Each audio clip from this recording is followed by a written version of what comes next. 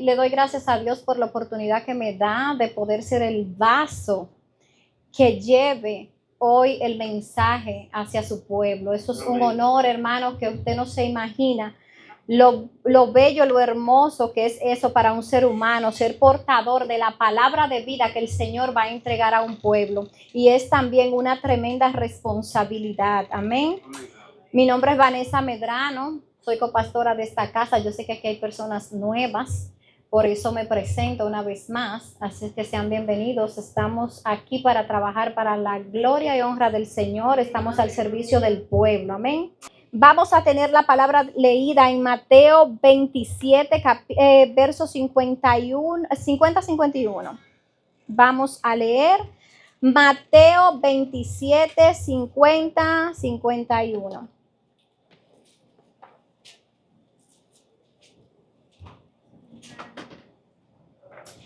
Y la palabra de Dios se lee en el nombre del Padre, del Hijo y del Espíritu Santo. Amén. Mas Jesús, habiendo otra vez clamado a gran voz, entregó el Espíritu. Y he aquí el velo del templo se rasgó en dos, de arriba abajo, y la tierra tembló y las rocas se partieron. Amén. Pueden sentarse, hermanos. Si le pusiéramos un título a esta prédica, le vamos a poner que el velo se partió, el velo se rasgó. Amén. Y vemos aquí, y vamos a hacer un poco de contexto sobre qué es el velo, qué significa el velo, qué fue esto que sucedió al momento de Jesús morir, qué fue lo que pasó, por qué decimos que el velo se rasgó. Bueno, pues el velo fue algo que se puso en el tabernáculo para separar el lugar santo del lugar santísimo. En el templo habían tres lugares, que eran los atrios, el lugar santo y el lugar santísimo. El lugar santísimo era donde estaba el arca del pacto, y allí no podía entrar todo el mundo. Y el Señor le indicó a Moisés que hiciera un velo para separar el lugar santísimo del lugar santo, que era donde se ministraba la presencia, donde los sacerdotes hacían el culto diario.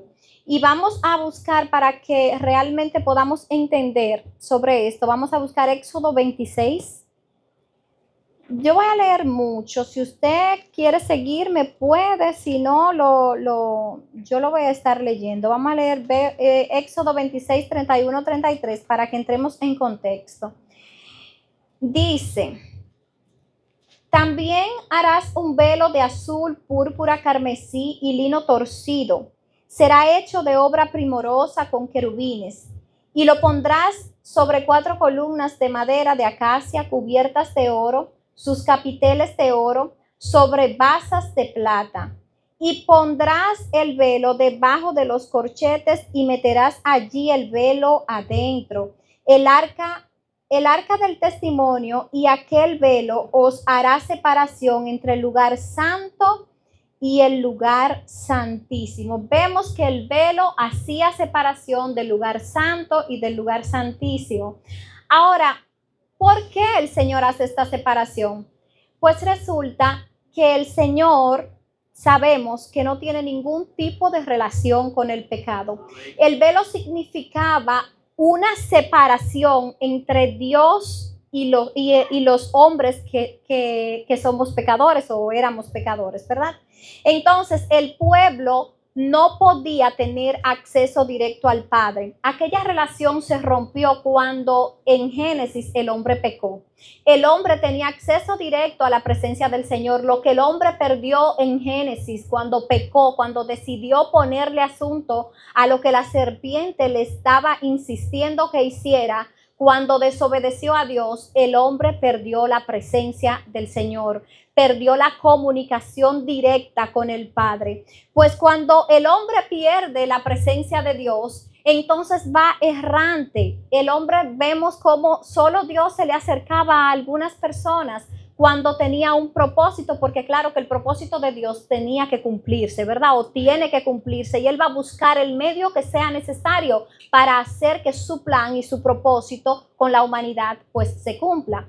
Pues resulta que luego, para que cuando el Señor viene y ya está el pueblo de Israel que ha salido de la esclavitud de Egipto, el Señor quiso establecer una relación con su pueblo, y el Señor quería descender y hablar, incluso llegó a hablar con el pueblo. Todos ellos escucharon la voz de Dios cuando el Señor descendió en el monte, pero resultó que ellos se asustaron tanto, porque para estar en la presencia de Dios tenían que santificarse. El Señor lo mandaba a que se santificaran 3 días, que no comieran, no bebieran nada, que no se acercaran, no se llegaran a mujeres, que no tuvieran relaciones, para quien no entiende ese lenguaje bíblico. Entonces, todo esto ocurría, tenían que tener un tiempo de santificación para poder estar en la presencia del Señor, porque si no estaban aceptos delante del Señor, la presencia del Señor los mataba.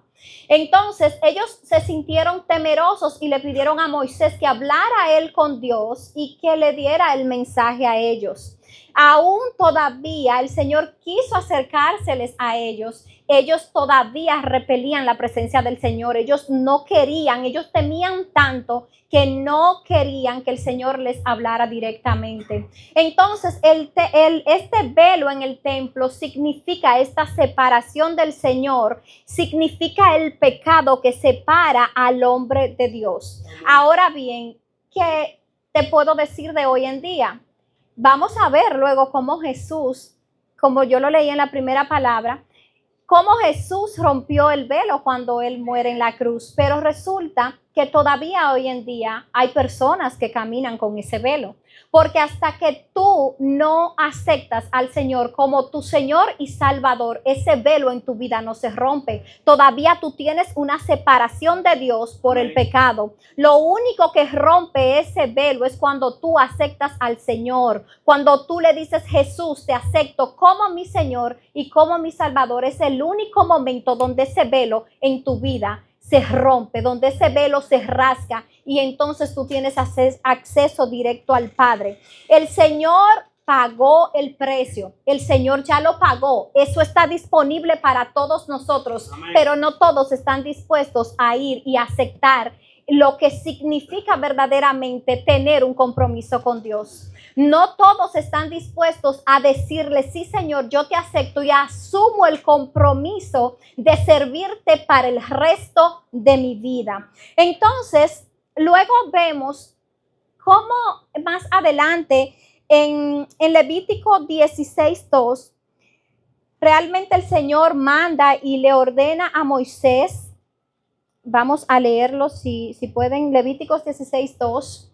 El Señor le ordena a Moisés que hable con Aarón y le diga que no todo el tiempo puede visitar el lugar santísimo. Ya había pasado lo de la muerte de los hijos de Aarón. Dice en el verso 2, Levítico 16:2, dice: y Jehová dijo a Moisés: di a Aarón tu hermano que no en todo tiempo entre en el santuario detrás del velo, delante del propiciatorio que está sobre el arca, para que no muera, porque yo apareceré en la nube sobre el propiciatorio. La misma presencia del Señor estaba en aquel lugar, en el lugar santísimo, y solo el sumo sacerdote podía entrar a aquel lugar una vez al año para ir a expiar los pecados del pueblo de Israel. Pero primero él tenía que expiar los pecados de él. Había todo un ritual que aquel sacerdote tenía que hacer. Tenía que bañarse, tenía que purificarse, santificarse, y luego ir y expiar, llevar un toro para poder expiar los pecados de él y de su familia, y luego llevar la expiación por el pecado del pueblo de Israel. O sea, él tenía primero que limpiarse él para luego entonces ir y llevar la expiación del pueblo. Solamente una persona podía entrar a aquel lugar. Pero sin embargo, cuando Jesús muere, rompió ese velo y nos dio acceso directo al lugar santísimo. Es por eso que hoy tenemos acceso a ese lugar santísimo, Y usted y yo nos hemos convertido en el templo del Espíritu Santo. Y hoy ese lugar santísimo está dentro de nosotros. Hoy ese lugar santísimo está disponible para cada uno de nosotros. Y no tenemos que depender de un sacerdote, no tenemos que depender del profeta. Usted tiene acceso directo al Padre a través de lo que el Señor hizo en la cruz. Y vamos a seguir mirando porque... Y de verdad les digo, hermano, este tema me lo dio el Señor, porque yo le decía, Señor, ¿qué le llevo al pueblo? Y nada más yo escuchaba, el velo fue rasgado, el velo se rasgó. Y solamente quiero hablar un poquito de lo que significa el velo. El velo representa la santidad de Dios. El Dios es santo y la santidad es una separación del pecado. El Señor no tiene relación con el pecado, como yo les decía. Entonces, en estos ritos donde se rociaba la sangre, ustedes saben que la sangre es la vida y solo la sangre es lo que expía el pecado. Ahora vamos a traducirlo al lenguaje actual, lo que es la expiación. La expiación es el pago que se da por haber pecado, ¿verdad? Antes se hacía con sacrificios de sangre de animales, pero resulta que estos sacrificios eran efímeros, eran simplemente por un tiempo, no eran eternos. Por eso había que hacer sacrificios diferentes, muy recurrentes, porque esta sangre no era una sangre que te pudiera limpiar y mantener limpio. Ahora bien, ¿qué dice la palabra de Dios? Que la sangre de Jesús nos limpia de todo pecado. Entonces, esta sangre es la única que es perfecta, que es verdadera y que con solo una vez que fue derramada ha pagado todo el precio de la expiación del pecado de toda la humanidad, aún de aquellos que ni siquiera han nacido. Amén. Amén. Así es, porque usted y yo no habíamos nacido y ya él había pagado el precio del pecado por cada uno de nosotros. ¿No es eso verdaderamente maravilloso? Amén. Esa obra redentora que el Señor hizo en la cruz. El velo nos recuerda que Dios es santo y que no tiene relación alguna, pero alguna, con el pecado. El pecado nos impide verdaderamente tener acceso directo a Dios. Y el velo también representaba la necesidad que había de un mediador, de aquel que eliminara esa barrera y restaurara la relación del hombre con el Señor. Y vamos a ver a Isaías 59:2. Vamos a Isaías 59:2.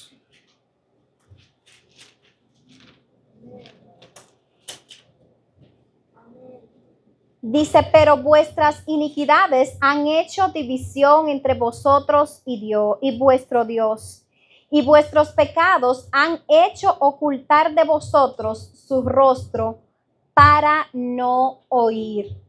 El Señor siempre estuvo dispuesto, porque en el verso 1 dice, he aquí no se ha cortado la mano de Jehová para salvar, ni se ha agravado su oído para oír, pero por nuestras iniquidades Él tuvo que hacer separación, porque ninguno estaba presto a querer escuchar. Ninguno, y eso no pasaba nada más en aquel tiempo. ¿Cuántos no hay hoy en día que le predicamos y no están prestos a escuchar? No quieren escuchar la palabra. Y hay muchos que sí también, que escuchan la palabra, que dicen amar a Dios, pero no quieren asumir el compromiso. Yo le voy a decir algo, hermanos.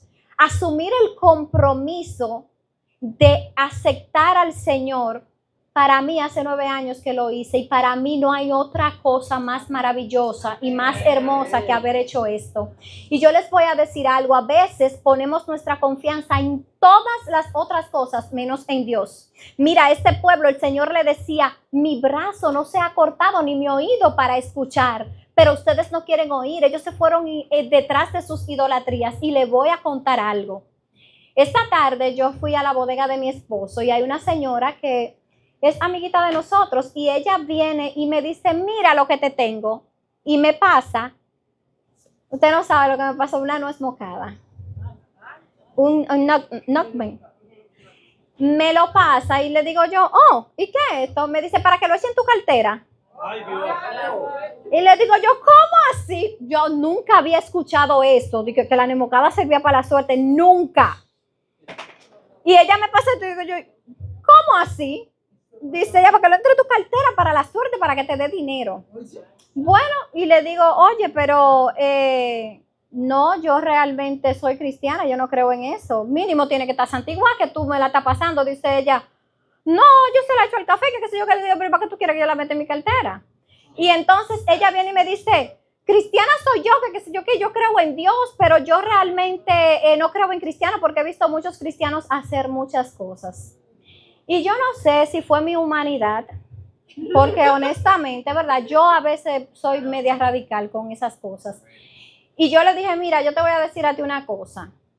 Tú vas a un brujo, paga la consulta, pero tú no quieres ir a una iglesia que es gratis y te van a predicar la palabra de Dios porque allí hay hipócritas. Pero sin embargo, tú vas al brujo, le cree a los santos y paga la consulta a un demonio, ¿verdad? Entonces, a veces hay personas, yo no podía decirle a esta señora porque yo iba a quedar mal con Dios y yo agarraba la cosita esa y le decía, ok, aunque yo la votara luego, yo tengo que decirle a ella por qué no la quiero. Yo tengo que decirle a la persona que es pecado y por qué no la quiero. Y ella se quedó, ay, mira, no la quiero. Y yo, no la quiero. Y ella se quedó como que eso es algo grande que tú no quieres, la nesmocada. Y yo no la quiero.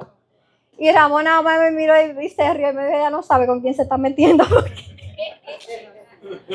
De verdad, hermano, usted tiene que decirle a la gente, yo no creo en eso, yo no participo de eso, porque yo tengo lo más grande que es la bendición de Dios. Amén. Miren, hermanos, el centro del mensaje aquí está, de verdad, y vamos a leer, yo le dije, vamos a leer mucho, ¿verdad? Vamos a ir a Hebreos 10 y vamos a empezar a leer en el verso 1. Hebreos 10, verso 1 en adelante.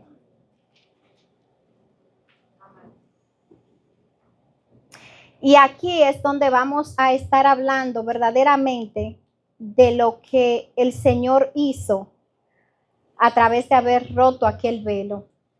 Dice la palabra, porque la ley teniendo la sombra de los bienes venideros, no la imagen misma de las cosas, nunca puede, por los mismos sacrificios que se ofrecen continuamente cada año, hacer perfectos a los que se acercan. Esto era lo que yo les hablaba. Aquellos sacrificios eran recurrentes,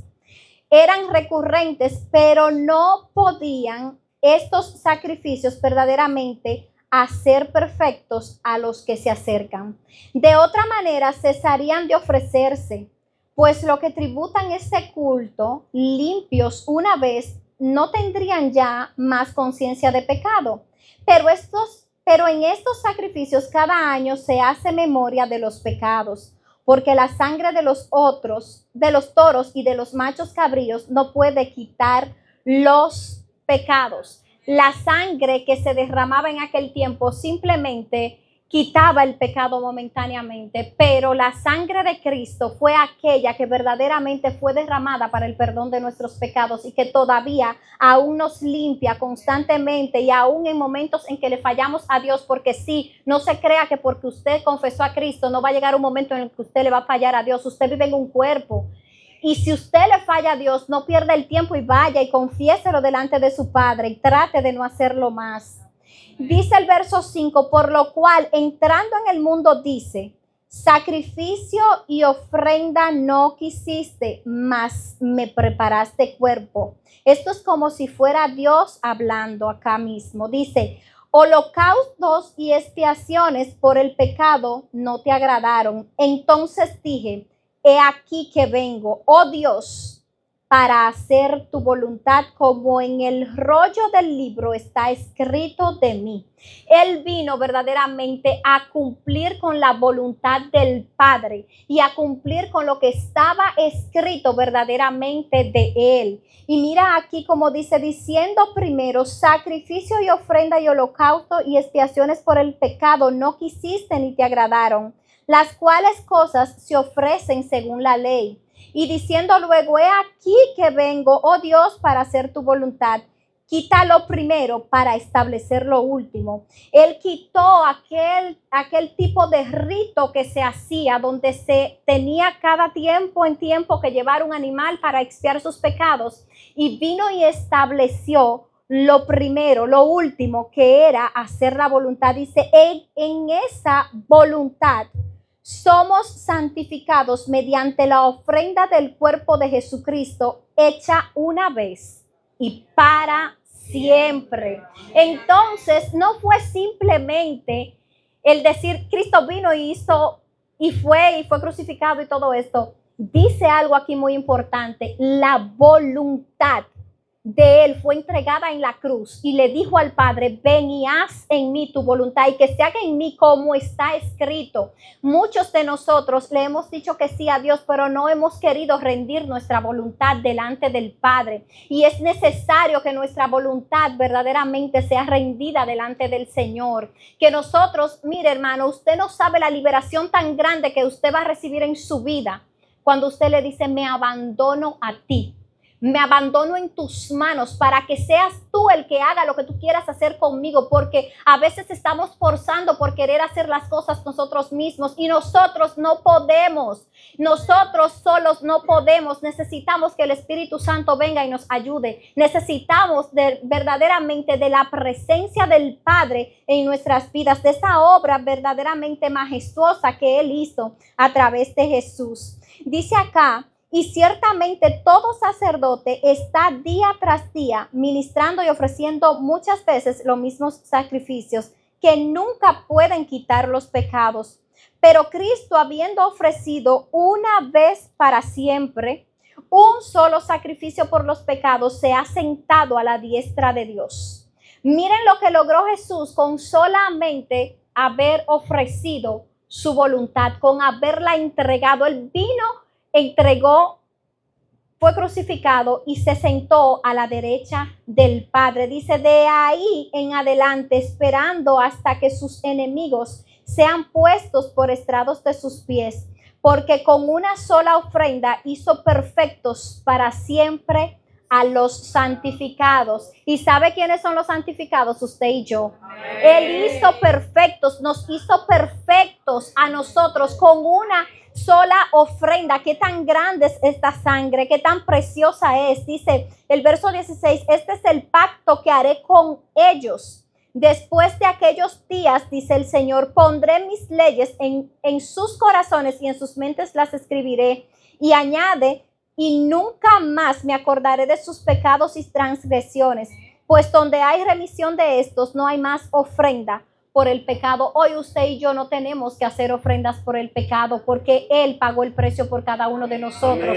Su ofrenda fue lo suficientemente grande como para que usted y yo hoy tengamos acceso directo al Padre, tengamos libertad por su sacrificio. Nosotros somos libres de acceder a Él en todo momento. Y como el pastor decía ahorita, qué tan grande honor nosotros saber que somos hijos de Dios y que somos coherederos juntamente con Cristo, que nosotros vamos a heredar parte de la herencia que le correspondía a Jesús como Dios, que nosotros somos hechos a su imagen y semejanza, y que cuando lleguemos allá vamos a recibir ese cuerpo nuevo y un nombre nuevo, dice Apocalipsis también, que vamos a tener. O sea que usted va a dejar todo esto viejo, pero nosotros, así como dice al principio que es como una sombra, asimismo, también nosotros estamos viviendo en este cuerpo de carne como una sombra de lo que nosotros vamos a ver. Dice que el Espíritu Santo son las arras, es un anticipo de lo que nosotros vamos a sentir. Y si nosotros con el Espíritu Santo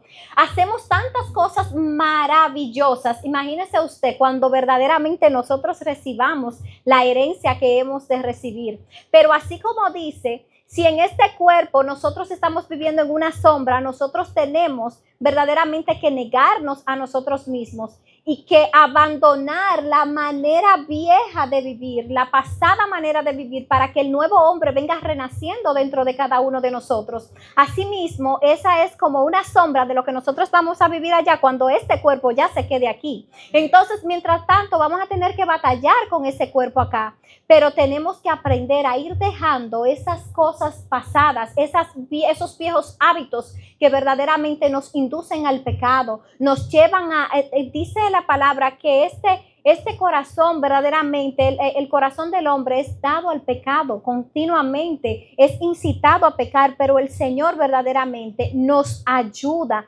Dice la palabra que Él nos ayuda en nuestra debilidad, que ahí donde nosotros somos débiles es que Él verdaderamente nos enseña su fuerza. Ahí es que cuando usted sabe, yo antes no podía hacer esto, ahí es donde usted sabe verdaderamente que no lo está haciendo usted, que lo está haciendo Dios a través de usted, porque de otra manera no fuera posible. Amén. Así es que dice en el verso 19, así que hermanos, teniendo libertad para entrar en el lugar santísimo por la sangre de Jesús, por el camino nuevo y vivo que Él nos abrió a través del velo. Esto es de su carne. Él abrió verdaderamente el velo, pero fue a través de rascar su carne. Después que su cuerpo fue mutilado, fue dañado, fue machacado, herido, molido, verdaderamente, entonces es que verdaderamente nosotros tenemos acceso al Padre. Creo que usé la palabra mutilado de manera equivocada, ¿ven? Entonces, porque el Señor no fue desmembrado. Dice acá, por el camino nuevo y vivo que Él nos abrió a través del velo, esto es su carne, y teniendo un gran sacerdote sobre la casa de Dios, acerquémonos con corazón sincero, en plena certidumbre de fe, purificados los corazones de la mala conciencia y lavados los cuerpos con agua pura. Mantengamos firmes sin fluctuar la profesión de nuestra esperanza, porque fiel es el que prometió. Y considerémonos unos a otros para estimularnos al amor y a las buenas obras. La hermana Penélope hablaba de eso, verdaderamente, de cómo tenemos que profesar la fe y el amor, porque van caminando juntos. Y aquí nos habla de cómo tenemos que considerarnos los unos a otros. Y dice acá, y estimularnos al amor, que usted verdaderamente estimule al otro a que suelte cualquier falta de perdón, cualquier raíz de amargura. Cuando usted oye que alguien habla verdaderamente diciendo que tiene odio, que tiene, usted lo está viendo, que tiene envidia por las formas en las que se conduce, por las formas en las que habla, siempre incítele, siempre trate de provocar que el amor renazca en esa persona, que verdaderamente podamos ser aquellos portadores del fruto del Espíritu Santo, del fruto del Espíritu a través del amor, de la paz, de la benignidad, de la bondad, de la fe. Y dice acá, no dejando de congregarnos como algunos tienen por costumbre, sino exhortándonos, y tanto más cuanto veis que aquel día se acerca.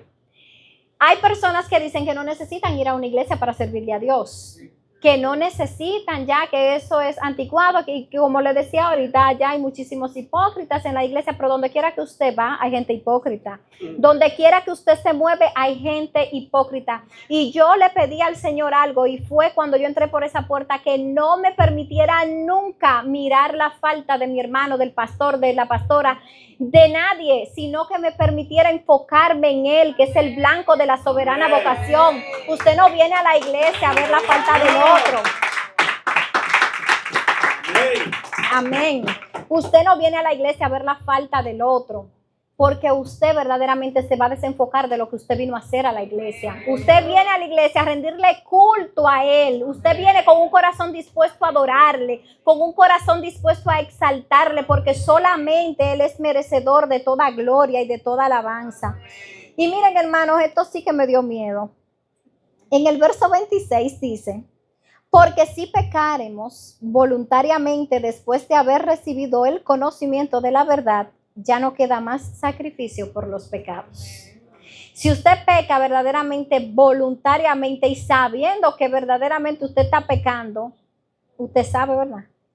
Dice, sino una horrenda expectación de juicio y de hervor de fuego que ha de devorar a los adversarios. Miren, el pastor aquí yo creo que mucho se ha hablado de esto, de la diferencia entre usted practicar pecado y usted haber cometido un error. El que practica el pecado deliberadamente es porque usted tiene una práctica constante de algo que usted sabe que está mal y usted continúa haciéndolo, sabiendo que Dios lo prohíbe en su palabra, ¿verdad? Ahora bien, si usted le falla a Dios un día, cometió un error, y usted dice, ay Dios mío, metí la pata, Señor, mira, Padre, perdóname, usted cometió un error y usted está arrepintiéndose de ese error. Y ahí la sangre del Cordero vuelve y le limpia de todo pecado, de toda infracción que usted pueda hacer. Pero si usted tiene una práctica constante del pecado, aquí habla que usted lo que tiene es una horrenda expectación de juicio. Lo que le espera es juicio. Dice el verso 28, el que viola la ley de Moisés por el testimonio de 2 o 3 testigos muere irremisiblemente. ¿Cuánto mayor castigo pensáis que merecerá el que pisoteare al Hijo de Dios y tuviere por inmunda la sangre del pacto en la cual fue santificado e hiciere afrenta al Espíritu de gracia? Cuando nosotros pecamos deliberadamente y lo hacemos con conciencia, usted está pisando la sangre de Jesús y dice que le está haciendo afrenta al Espíritu de gracia, que es el Espíritu Santo. Así es que nosotros tenemos que pensarlo 2 veces cuando le vamos a fallar a Dios. Tenemos que pensarlo muy, pero muy bien antes de nosotros, después de haber conocido al Señor, después de Él haber pagado por nosotros y aún así fallarle deliberadamente. Dice el verso 30, pues conocemos al que dijo, mía es la venganza, yo daré el pago, dice el Señor. Y otra vez el Señor juzgará a su pueblo. Y horrenda cosa es caer en manos del Dios vivo. Así es que tenemos que tener mucho cuidado, porque si tenemos un mejor pacto, si tenemos el tiempo de la gracia, pero verdaderamente no podemos ser abusadores de esa gracia. Miren, hermanos, vamos a ir a Isaías 54, del 2 al 3, para que concluyamos esta prédica aquí. Ustedes saben que yo no predico muy largo. Y que lo que Dios me da, yo lo suelto rápido. Dice Isaías 52, del 2 al 3. El 2 y 3 dice. Espérate, déjame ver. No, es 54, perdón. 54, 2 y 3. Ensancha el sitio de tu tienda y las cortinas de tus habitaciones sean extendidas. No seas escasa, alarga tus cuerdas y refuerza tus estacas, porque te extenderás a la mano derecha y a la mano izquierda, y tu descendencia heredará las naciones y habitarás las naciones asoladas. Este es el mensaje para la iglesia. Ya el velo fue rasgado, el Señor pagó el precio. Ya el Señor ha dado el pago, ya nosotros estamos aquí. El Señor no quiere que tú jamás en la vida pierdas de vista la expectativa de que Él todos los días puede hacer algo nuevo en tu vida. De que Él todos los días puede hacer un milagro perfecto en tu vida, un milagro extraordinario, un milagro que quizás tú ni siquiera te esperas porque lo estabas pidiendo como si fueras mendigo. Pero Él te lo da y te lo da tan grande que te lo da como lo que eres, como un hijo o una hija de Dios. Extiende el sitio de tu tienda, ensancha el espacio, porque el Señor quiere que hagamos espacio para Él. Y cuando el Señor habla de que hagamos espacio, es que dejes distracciones, que dejes cosas que están impidiendo verdaderamente que tú tengas el tiempo con el Señor que tú tienes que tener. Alguien, yo lo invitaba a la iglesia ahorita y él está descarriado. Yo le decía, vamos a la iglesia, y él me dijo, no, porque yo tengo que hacer de entre las 2 de la tarde hasta las 6 de la tarde el dinero de pagarle a unos empleados. Y yo le dije, dale el domingo al Señor, deja eso que el Señor te lo completa. Y me dijo, no, porque después no tengo que pagar. Y yo le insistía, vamos a la iglesia. No, yo le decía, pero tú fuiste cristiano. ¿Cómo es que yo tengo que venir a explicarte eso a ti? Cuando tú verdaderamente le entregas el tiempo que le corresponde al Señor, el Señor, mira, verdaderamente es que Él se siente en un compromiso contigo para Él verdaderamente proveer lo que a ti te haga falta. Así es que no tenga temor verdaderamente de tú dedicarle el tiempo precioso tuyo al Señor y de estar con Él en su presencia, porque es allí donde tú vas a estar en plenitud de gozo, donde tu mente va a ser aclarada, donde tus planes van a ser reordenados y redimensionados en su presencia, y de allí tú vas a salir con una claridad mental, donde verdaderamente tú vas a poder ejecutar aquellas cosas que tú tienes en mente, pero con una perfecta seguridad, porque el Señor te alinea tus pensamientos conforme al plan y al propósito que Él tiene para tu vida. Así que no seas escasa, iglesia, no tengas miedo, porque el Señor, aquello que prometió en tu vida, Él lo cumplirá. Amén. Dios le bendiga. Que Dios le bendiga. Que Dios le bendiga más. Amén.